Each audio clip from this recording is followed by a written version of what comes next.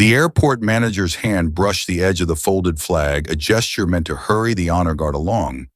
But in that instant, the sergeant's gloved hand clamped down on his wrist, and the chaos of the terminal seemed to freeze. "You don't touch the flag," came the quiet warning that carried louder than any PA announcement. Travelers lowered their phones. Conversations died. And in that breathless silence, one man's obsession with efficiency collided with a nation's sacred promise. Welcome to the Honor Guard, where every story salutes courage, sacrifice, and honor. Before we continue, let us know in the comments, where are you watching from today? If you believe in honoring those who served, hit that subscribe button to stand with us. And remember, tomorrow we'll bring you another powerful story to keep the flame of respect alive. The airport pulsed with the sound of rolling suitcases, overhead announcements, and the low murmur of travelers weaving through security lines and food courts.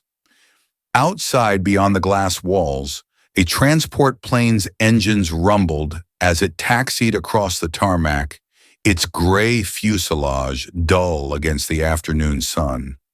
To most inside the terminal, it was just another aircraft among hundreds.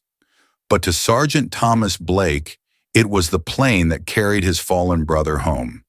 Thomas stood at attention near the observation windows, his posture rigid, his honor guard uniform immaculate.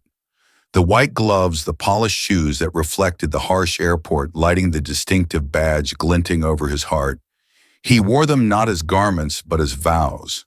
A vow made to his country, to those who served before him, and above all to one man, Corporal Jason Miller. 3 days earlier, under a foreign sky thick with desert heat and dust, Jason had laughed with him by a makeshift fire. "If I don't make it, brother, you bring me home the right way. Full honors. Through the front, no backdoor exits. My mom deserves to see that." The promise had been sealed with a firm handshake, one born not of ritual, but of bond unbreakable. And now Jason was coming home beneath a flag that spoke of sacrifice. The plane came to a halt. The hiss of hydraulics followed the cargo door slowly descending, like the curtain on a solemn stage. The honor guard appeared, their movements precise, deliberate, as they stepped onto the ramp. Thomas's throat tightened when the casket emerged, draped in stars and stripes, the cloth crisp in the breeze. A hush seemed to settle over the tarmac, in contrast to the terminal's relentless rush. Ground crew removed their caps, heads bowed in respect as the casket descended. Thomas stepped forward, taking his place beside it, his face stoic, though inside his heart ached with the weight of duty and friendship. He remembered Jason's grin beneath a battered helmet, the way his friend's voice had lifted weary souls during long deployments. The night Jason had saved him, tackling him aside just as enemy fire cracked through the air. 3 seconds that had kept Thomas breathing, kept him standing here today. The honor of escorting Jason home wasn't just an assignment. It was repayment of a debt no ledger could hold. Inside the terminal, the world moved as if nothing had changed. People rushed for connecting flights, argued over carry-ons, checked phones, oblivious to the sacred procession forming outside. But Thomas knew soon that world would stop, if only for a moment, and remember. He placed a gloved hand gently on the casket, whispering words no one could hear. "I've got you, brother, all the way home." The journey had begun. In a glass-walled office above the terminal, Alan Greer tapped his pen against a clipboard, his eyes flicking between screens filled with flight schedules, departure timers, and delay metrics. The hum of printers and the low chatter of staff filled the room, but Greer only heard the ticking clock inside his head. Every minute mattered. Every delay chipped at the pristine 98% on-time record that he wore like a badge of honor. From his vantage point, he saw the commotion near Gate 32, uniformed men, a casket, slow, deliberate steps. His stomach tightened. "What is this?" "Limon." He leaned toward the intercom. "Sarah, what's going on at 32? The young operations assistant looked up from her desk. "Sir, that's the military escort for the fallen soldier. It was approved by the airport director. They'll be proceeding through the main terminal. Greer straightened his face, hardening. Main terminal. During peak hours, he checked the time. 2:27 p.m. In 3 minutes, the 2:30 rush would surge. 19 departures, all stacked tight. Any disruption now would cascade through the entire afternoon. We can't have this, he muttered more to himself than anyone else. Why wasn't I told sooner? Sarah hesitated. The director signed off yesterday. Military protocol. But Greer wasn't listening. His mind raced through alternative service corridors, maintenance elevators, routes designed exactly for this sort of thing. Quiet, efficient, invisible. He grabbed his clipboard and started down the stairs. Tell security to prep the service corridor access. I'll handle this personally. Down on the arrivals level, the honor guard had begun to move. Thomas walked beside Jason's casket, each step measured unhurried in defiance of the airport's rush. Travelers flowed around them, at first annoyed or curious, but the presence of the flag drew some to pause to watch.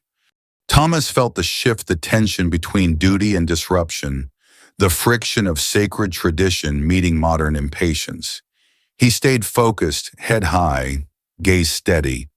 And then Greer appeared, striding toward them, clipboard, clutched like a shield. Sergeant Greer called, voice low but insistent. Sergeant, I need to speak with you. Thomas paused, signaling the guard to halt. The casket remained cradled in respectful hands. Greer stepped in, voice tight. We appreciate what you're doing here, but I've prepared an alternative route. The service corridors connect directly to the pickup point. No disruptions, no delays. Thomas's jaw set. Sir, this is Corporal Jason Miller, United States Army. He will proceed through the main terminal as planned. Greer pointed at the map on his clipboard, finger jabbing. This isn't about disrespect. It's about efficiency. We can't clog the main concourse. Not at this hour. Thomas's voice remained calm, but the edge beneath it was steel.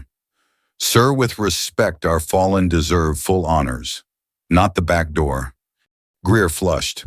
I'm responsible for this terminal. We don't stop for ceremonies. The words hung there stark and cold. A few nearby travelers heard their expressions shifting from curiosity to quiet disapproval. Thomas held Greer's gaze. It's not a ceremony. It's a promise. A soldier's promise. The two men stood locked in silent battle, Greer with his clipboard and clock, Thomas with his oath and uniform. The procession waited, the terminal's noise seeming to dim around them. And for the first time, Greer noticed people were watching. The terminal air felt heavier now, as if the building itself sensed the tension coiling between the two men. Thomas stood unwavering, the polished toes of his shoes inches from the line Greer had drawn in his mind, where duty met disruption. Greer took a half-step closer, lowering his voice but sharpening his tone. Sergeant, I am ordering you to reroute this procession. You're creating a bottleneck that will ripple through every departure for the next 2 hours. I'm trying to help you avoid unnecessary conflict. Thomas didn't move. The honor guard remained in formation behind him, silent, dignified, as if time had paused for their fallen brother. The casket seemed to glow beneath the terminal's skylights, the flags red, white, and blue vivid against the sterile airport gray. This is Corporal Jason Miller, Sir Thomas said, voice steady. He will not be hidden in death. He will be honored as he earned. Greer's hand trembled slightly as he adjusted his clipboard. He wasn't used to defiance, not here, not in his domain. We have protocols too, Sergeant. This terminal runs on precision. You can honor him at the cemetery. Right now, I need this concourse clear. A murmur spread through the crowd as travelers began to slow, drawn to the unfolding scene. Some lifted phones, but something in Thomas's stance and the gravity of the flag kept most from raising cameras. Greer gestured sharply to security officers nearby. Escort them to the service corridors. But the officers hesitated, their eyes darting between the casket and Thomas's unflinching gaze. Greer's frustration boiled over. He stepped forward, intending to guide the procession himself. His hand rose, fingers brushing the edge of the flag as he tried to steer the casket's bearers. That's when it happened. Thomas's gloved hand shot out, firm yet controlled, wrapping around Greer's wrist. The moment froze the terminal, the crowd, even the hum of distant engines beyond the glass. "You don't touch the flag," Thomas said, his voice barely above a whisper but sharp enough to cut through the noise like a blade. A collective breath was drawn as onlookers realized what they'd just witnessed. Veterans in the crowd stiffened, their eyes hard with memory. A young woman in uniform standing near a gate brought her hand instinctively to her brow. Greer's face reddened with a mix of shock and indignation. "Take your hands off me. This is assault. I'll have you removed." Thomas released him slowly, his expression unchanged, his hand dropping back to his side. The restraint in that simple act spoke volumes. "The flag represents his sacrifice," Sir Thomas said quietly, "and the values he lived and died for. It is not to be touched by anyone outside the honor guard." Greer rubbed his wrist, his defiance flickering, but he opened his mouth again. "I run this terminal. I decide how things operate here." Thomas met his gaze unflinching. "Our protocols were written long before this terminal existed. We stand by them." The standoff echoed through the terminal's vast space. Travelers stopped altogether, now the weight of the moment rooting them in place. Conversations died. Even the announcements over the PA system seemed to hush. A small voice broke the silence. From near the security rope, a boy no older than 8 clutched his father's hand and pointed at the casket. "Daddy, that's a hero, isn't it?" The father swallowed hard and nodded, unable to speak. The honor guard waited, the flag still pristine, untouchable, their formation unbroken. The boy's voice, so small yet so piercing, seemed to break a spell. The tension that had coiled so tightly between Thomas and Greer now rippled outward through the terminal. Travelers stood still, their faces shifting from impatience to understanding, from distraction to respect. A businessman who'd been furiously typing on his laptop at a nearby charging station stopped mid-keystroke. His hands hovered over the keyboard for a moment before he closed the device and set it down. A mother gently pulled her 2 children close, whispering in their ears, her eyes misty as she glanced at the flag-draped casket. Even the hurried voices on the PA system seemed to fade, the din of boarding calls and flight changes swallowed by the hush spreading through the concourse. Thomas didn't move. He stood sentinel beside Jason's casket, the flag as crisp and still as his posture. The weight of his promise, made under a desert sky, anchored him now. Greer, still rubbing his wrist, glanced around. He saw what Thomas already knew, that this wasn't just a military escort anymore. It had become a moment of collective reckoning, a reminder. But he wasn't ready to let go. Greer motioned again to the young security officer standing nearby. "Redirect them. Now." His voice cracked at the edge of desperation. The officer hesitated, her radio in hand, eyes flicking between Greer and Thomas. Then her gaze fell on the casket, on the flag, catching a shaft of sunlight that cut through the high terminal windows. Her hand dropped to her side. "I don't see an operational issue justifying a change, sir," she said quietly. Greer's jaw clenched. He looked out across the terminal, now lined with silent witnesses. His argument for efficiency seemed smaller, pettier in the face of their respect. An older man in a battered USMC cap stepped forward, his movements slow but purposeful. He stopped near Greer and Thomas, his voice roughened by age and memory. "I served in Vietnam," he said, his words carrying across the terminal. "Lost brothers who never made it home. This soldier deserves better than a back hallway." His words spread through the crowd like a wave. A flight attendant paused on her way to a gate, tears slipping down her cheek unnoticed. A pilot waiting for his crew removed his cap, pressing it to his chest. From the crowd's edge, a woman stepped forward, her silver hair pulled back in a simple twist. Mrs. Miller, Jason's mother. Her face bore the lines of grief, but her voice was clear, steady. "My son dreamed of flying," she said, her eyes on Greer. He loved this country, and he gave everything for it. I ask you, please let him come home with honor."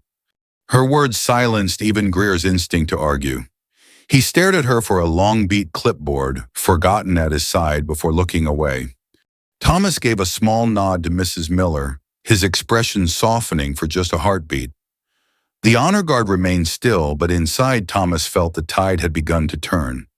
Above them, the terminal's vast windows reflected the flag's colors across polished floors and glass walls, as if the building itself now bore witness. From the far end of the terminal, a figure moved with quiet authority, her steps purposeful, cutting through the thickening crowd. Rachel Donovan, airline director, former Navy officer turned executive, surveyed the scene with a practiced eye. Her dark suit was crisply tailored, but there was no mistaking the bearing beneath it, the shoulders squared by years of command, the gaze that weighed situations before words were spoken. Rachel had heard the commotion from her office 2 floors above. Now she took in the tableau, the honor guard at rigid attention, the casket draped in a flag that seemed to glow in the filtered light, Thomas standing like stone beside it, and Alan Greer, clipboard hanging, forgotten face flushed with frustration and shame. She paused, letting the silence of the crowd settle around her. Then she approached slowly, deliberately, and stopped just between Thomas and Greer. "Mr. Greer," she said, her voice quiet but edged with steel. "Step aside." Greer blinked, his mouth opening, but no words came. The weight of the moment had finally caught up to him. He took an involuntary step back. Rachel turned to Thomas. Her voice softened. "Sergeant, my apologies. This procession will continue through the main terminal as planned." Thomas gave the smallest of nods, the kind share between those who understand duty without need of explanation. But Rachel wasn't finished. She turned to face the gathered travelers, her voice carrying across the terminal as she took the nearest microphone from a check-in counter. "Ladies and gentlemen," she began, her words measured and clear, "we are honored today to assist in escorting Corporal Jason Miller home. He gave his life in service to this nation. As a sign of respect, we invite you to join us in forming a corridor of honor along his path." A hush deeper than before fell across the space. Then movement, passengers closing laptops, stepping back from counters, gathering their children close. Airline staff set down radios and clipboards, joining the line. A maintenance worker leaned on his broom, head bowed. A pilot in full uniform stood at attention beside a row of seats. Greer tried once weakly to raise a protest, but the delays... Rachel silenced him with a look, a commander's look, one that brooked no argument. "You're out of line, Alan," she said, just loud enough for him to hear. Then, stepping closer to Mrs. Miller, Rachel met the grieving mother's eyes. "On behalf of our airline, I offer my deepest apologies for the disruption, ma'am. We are honored to assist in bringing your son home the right way." Tears welled in Mrs. Miller's eyes, but she held herself tall. "Thank you," she whispered. Rachel returned to Thomas, her voice low, steady. "Sergeant, please proceed. We'll make sure you have the space you need." And with that, the terminal began to transform, not just in shape, but in spirit. It started with the passengers nearest the casket, businessmen, families, students, stepping back, aligning themselves along the concourse walls. One by one, as if guided by an unseen hand, they turned to face the flag-draped casket, heads bowed in quiet reverence. An elderly man in a wheelchair shifted, trying to rise. His wife placed a steadying hand on his arm, but he shook his head gently, determined. With her help, he stood leaning heavily on a cane, his hand trembling as it found his brow in a slow, deliberate salute. Flight attendants formed a line along the windows, their crisp uniforms and bright scarves suddenly solemn as they folded their hands respectfully. A pilot set his cap firmly over his heart. Even the janitor, who had been sweeping the far end of the hall, left his cart and joined the line, removing his cap, eyes fixed on the flag. Rachel Donovan stood to one side, watching as the terminal changed. The chaos of minutes ago was gone. Where there had been rush and noise, now there was order and purpose. The terminal, this place of endless departures and arrivals, had become a corridor of honor. Thomas took a steadying breath. He felt the weight of the moment, the enormity of the promise being fulfilled. Beside him, the honor guard adjusted their grip on the casket, the flag tight and perfect, its colors vibrant against the airport's cold gray floors. He gave the quiet command to move. The procession advanced. Each step echoed in the hush. The click of polished shoes on tile, the soft rustle of the flag in the still air. No announcement interrupted them, no phone chimed.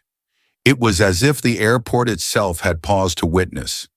A child held in his father's arms pointed down the corridor. "That's a real hero, isn't it, Dad?" he whispered.